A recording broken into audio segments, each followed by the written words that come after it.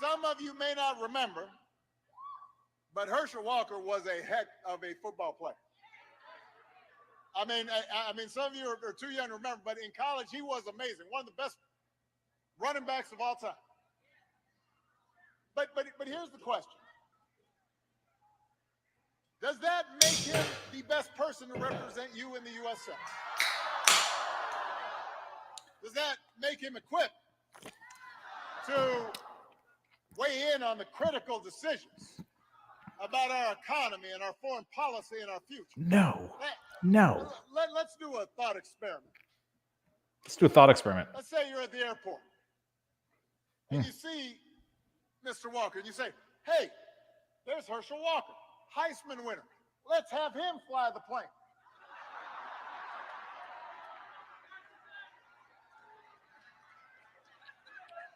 What a great thought experiment. You probably wouldn't say that. You'd want to know, does he know how to fly an airplane? Because being a politician requires the same technical training as flying an airplane. I watched that. Oh my goodness! First of all, I didn't know I was on video, so I hope I didn't do anything embarrassing or burp or anything. I watched that. Obama. It sounds a lot like, using the old shut up and dribble. Yeah, you're good at playing ball, Herschel Walker. Leave the politicking to us intellectual types. You could run real fast and you can knock people down, but leave the intellectual stuff to us. Obama, the man who can make it sound ever so eloquent when he inadvertently discloses that they've been effectively testing on billions of people. Human experiments, but leave that type of inhumane conduct to Obama, because when he drone bombs a wedding in Afghanistan, it may not have been Afghanistan, he makes it look so nice and polite and intellectual. He's such an orator that people would tolerate atrocities under Obama, but the football player, he doesn't have the requisite intelligence to do what Obama does. Shut up and play ball, Herschel. You were once upon a time a good ball player. Now just stick to what you know. Leave the flying of the airplanes to politicians. My good goshness. Okay, it's going to be a good one tonight. I love watching all the interviews that I can find online to get to know the guest before the guest comes on. Justin Hart, and we're going to talk about the COVID madness. I'm sure Obama's going to come up in here at least once or twice in terms of the subject matter. I'm sure Justin Trudeau's going to come up. The new book is going to come up, Gone Viral. How COVID made the world go insane. I'm paraphrasing the title of the book, but it's basically what we've all been thinking for the last 2 years, at least, for a great many. Insane, hateful, insane, illogical, irrational, whatever. We're going to get there. We're going to bring this all over to Rumble as well, exclusively, so we can have a free, unbridled discussion, although I will be posting this here. But before we do that, people, you may have noticed as you trickled in here that there was it said paid promotion. And on point with what we're talking about tonight. We're talking about germs. We're talking about COVID. We're talking about all the things that society did wrong, that politicians, I shouldn't say society, did wrong in combating a virus. And we're going to get into it. One thing you can do right, and I'm saying this not to sell this product, but because I actually have this product in my house, a home purification system, EnviroCleanse. Don't go to EnviroCleanse.com. Go to ekpure.com and use promo code Viva for 10% off your unit and a free air quality monitor. This is not just something to get for the sake of getting it. Everybody, if you know that you need a filter, you're going to get a good one. This has quality HEPA filter in it, which is not the thing about this thing. It's got patented technology in the actual air purification filter, which neutralizes, and I'll read it because I don't want anyone thinking I'm making it up. It neutralizes germs to smaller size than the Rona. This will purify the air. It will prevent you, or at least reduce the risk of getting flu during the flu season. It's used by the Department of Defense, which means it's got to be good. And I'm not saying that tongue in cheek. Used by the Department of Defense. It's in 300,000 classrooms across America, and I would love to get it in 300,000 classrooms across Canada, so that in response to COVID and poor air circulation, their solution is not to open the windows in winter. patented technology neutralizes bacteria. It filters out the particulate matter. It filters out germs. It will reduce your chances of getting the flu. Air filters are kind of expensive to begin with. Get a good one. Go to ekpure.com, promo code Viva. ekpure.com, promo code Viva. It's beautiful. It's quiet. And it's fantastic. So that is it. And also, thank you to a sponsor who has the audacity, the courage, and the wherewithal, I dare say, to sponsor a channel for the hinged, fringed minority holding unacceptable views. And we're going to get into some unacceptable views tonight. Logic in the era of COVID. Does it exist? Who knows? We'll find out. I'll bring in Barnes first, just so I can bring in Justin. Get ready. 3, 2, 1. See, it never comes in the right way. I want to go like this. And hold on, just to satisfy my neuroses. Oh. There we go. All right. This is three bearded men. Yes. Justin, we're going to go over to Rumble in a bit. Not out of fear, not out of anything.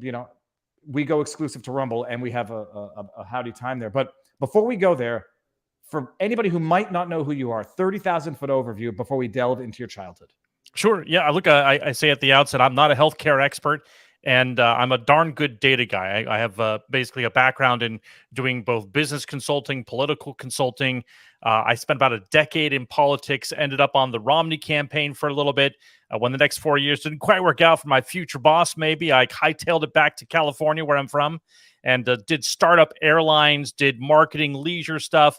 Beginning of the pandemic, I had some great leisure consultants. My number one client was a group that provided high-end vacations and golf excursions for baby boomers. So you can imagine how that did fare during the pandemic, right? That went completely away. So I had some free time on my hands, and I have a background as sort of a data analyst and a chief marketing officer. So I said, what is going on with the Rona, right? And I sort of got wrapped into this thing. And when I looked at the data, I said, something is terribly off. So that's my background. I'm a lay citizen. And as I said, I wouldn't insert myself into someone else's domain. But look, they had no problem inserting themselves into my domain, my kids' education, my health, my barber shop, my coffee shop, you name it. They were there. And so I said, I'm going to check their math. And come to find out, there are a bunch of people doing that. And my colleague and myself, Aaron Jin, we started rationalground.com, basically just a group of ragtag experts, analysts, interested moms and dads. And we started providing some really good analysis. We became the backbone behind Scott Atlas when he was at the White House, providing him all his charts and data pro bono. We wanted to see this thing go away.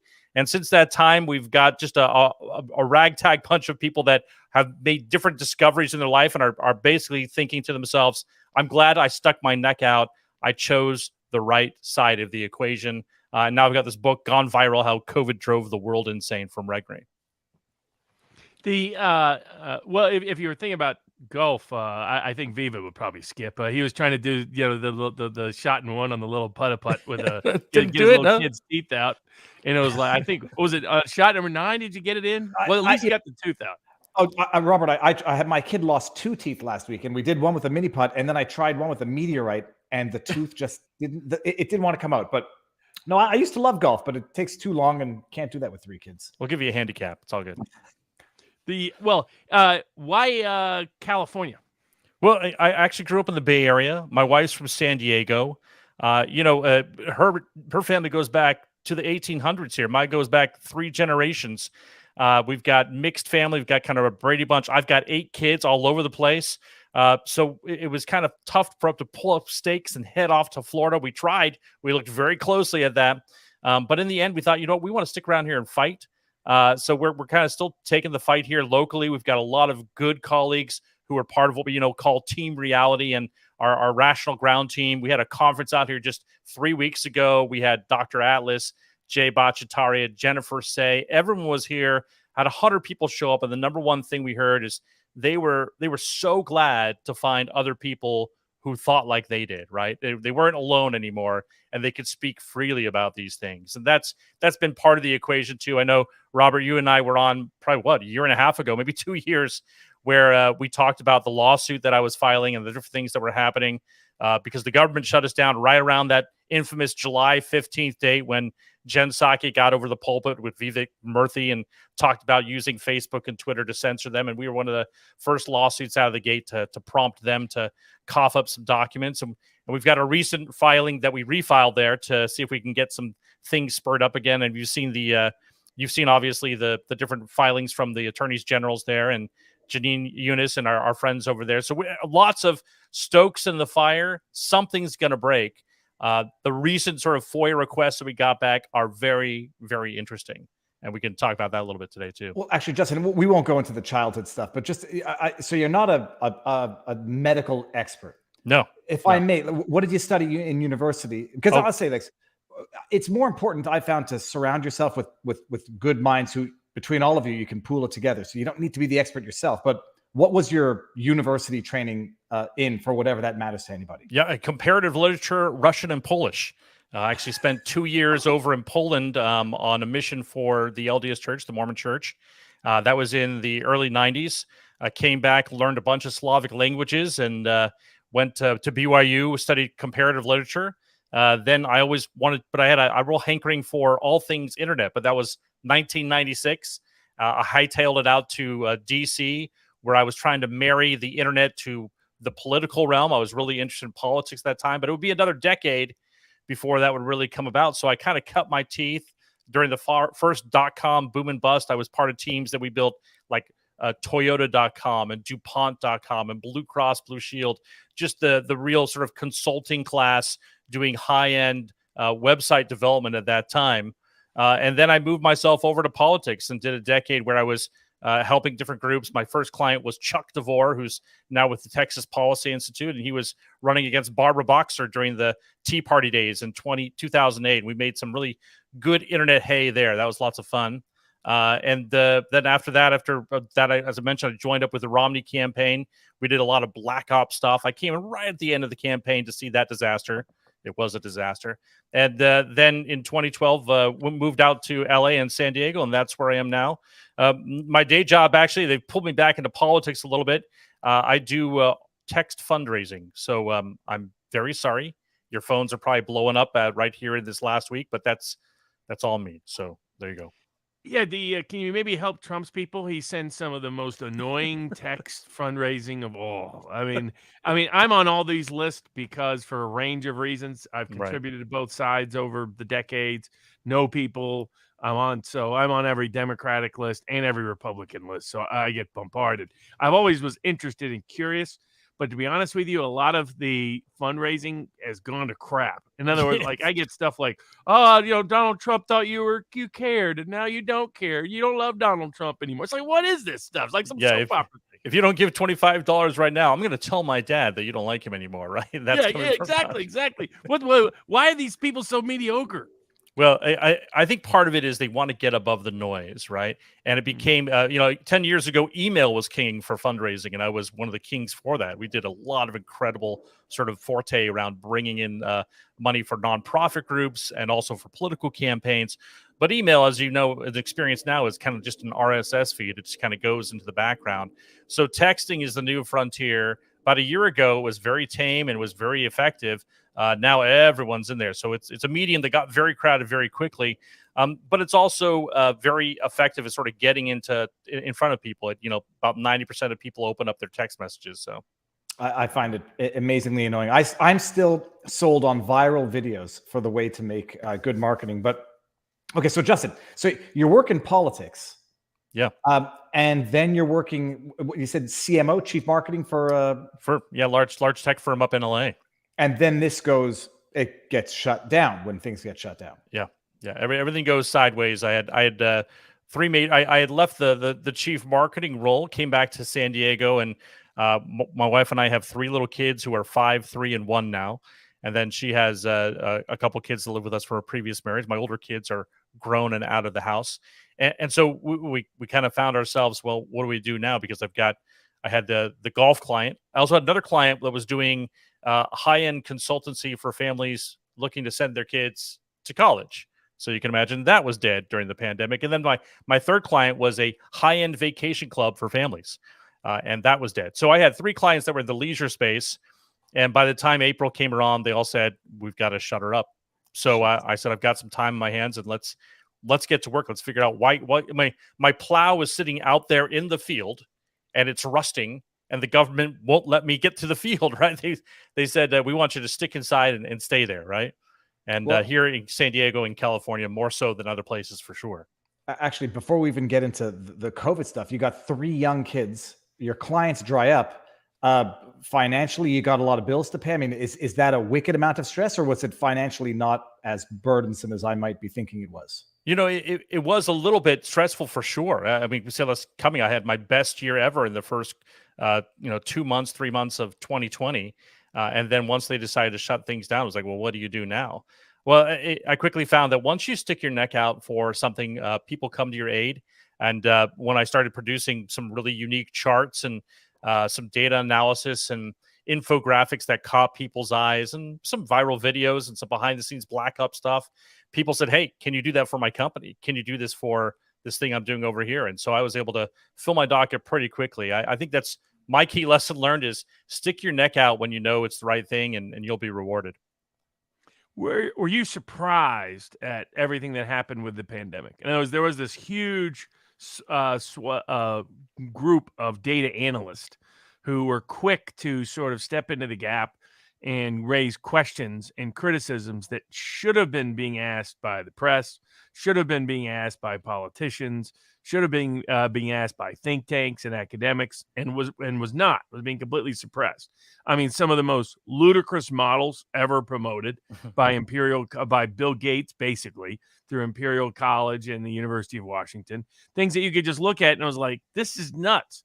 And yet when I looked around at the time, there were like 5 of us originally raising questions.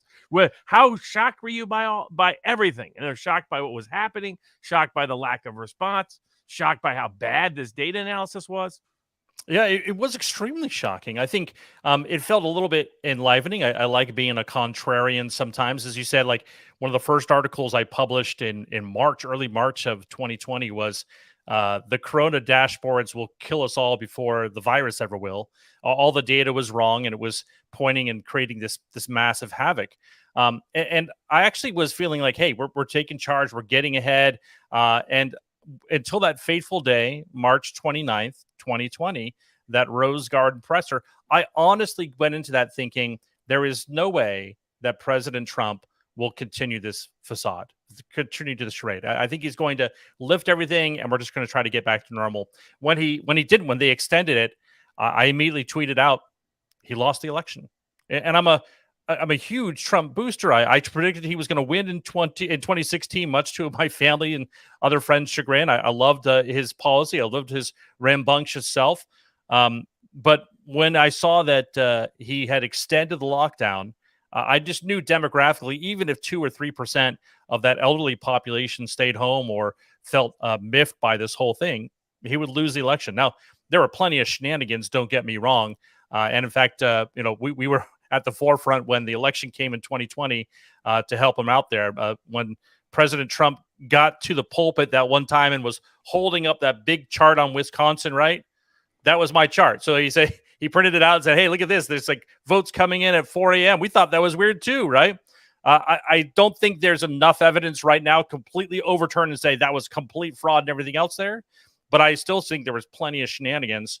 But in the end, I knew that this was going to upturn him. I just knew it. I knew up until 2020. I said, my friends were like, you're just negative Nanny. I can't believe this. You're usually a glass half full guy, Justin. What's your take on this? I said, I think he's going to lose. I didn't think they were going to let him win. Maybe that's the best way to put it. Let me do one thing. It has nothing to do with subject matter. I'm just going to end this on YouTube and everyone move on over to Rumble so we can Rumble on. Sorry, we can't even say the C word. Oh, no, I don't care about that. I'm done with that. And thus far, I think they've actually loosened the rules. But yeah, and I'm going to publish this to YouTube afterwards. But I want to go exclusive to Rumble in 3,